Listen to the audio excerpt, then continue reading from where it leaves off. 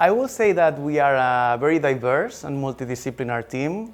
We have experts on cryptography, on information security. There are software teams that work either on innovation or in cryptography. There is the IT team, and then there's people like myself who are specializing in social sciences, and that's quite a contrast here at Scytl. Maybe it's a little bit redundant, but my team, I would say that it's a team, because you sometimes work with people, and you work in the same team with people, but you are not a team, and I think in our team we collaborate a lot, and we have a very talented people in my team. This is something that surprised me when I joined Scytl, the amount of young and talented people that work here. And it's something, well, it does not surprise me currently because I'm used to it, but I think that it's something very good. Having a background in social sciences and a personal interest in digital technologies, Scytl is the right place for me to be. Here I can learn from key experts every day about cryptography, about software security, about privacy-enhancing technologies. And that's great for someone who's interested at the intersection of electoral and human rights law, public policy, and digital technologies. Well, one thing that it's very interesting and that distinguishes the research department of Scytl to university work, because at the end we also do research. But here you can see the results of your research implemented. So you can see your research not only in a paper, that of course it's very interesting and it's very necessary, and it's very difficult to write a paper, but then you can see this research implemented and your solution working, and this is very, very motivating.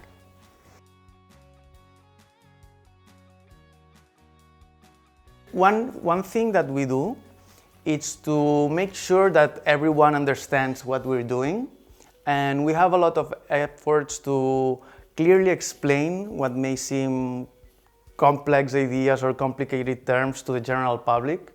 At the end of the day, voting technologies need to be understood by everyone who uses them, and not everyone has the cryptographic or software knowledge in order to see how these technologies work. And therefore we have several initiatives such as the Edge blog, which tries to bring closer to the average person how election modernization technologies work and why they are trustworthy and they are secure and they are convenient to them. As we are a transversal team and we work with all the departments at Scytl, we are involved in a lot of projects, so in a lot of countries. No? We work in France, Switzerland, Australia, the United States, so this is very interesting because you can see different projects, different types of election, no? How elections are conducted in different countries, and you can see also different solutions, so different cryptography, and this is very, very interesting.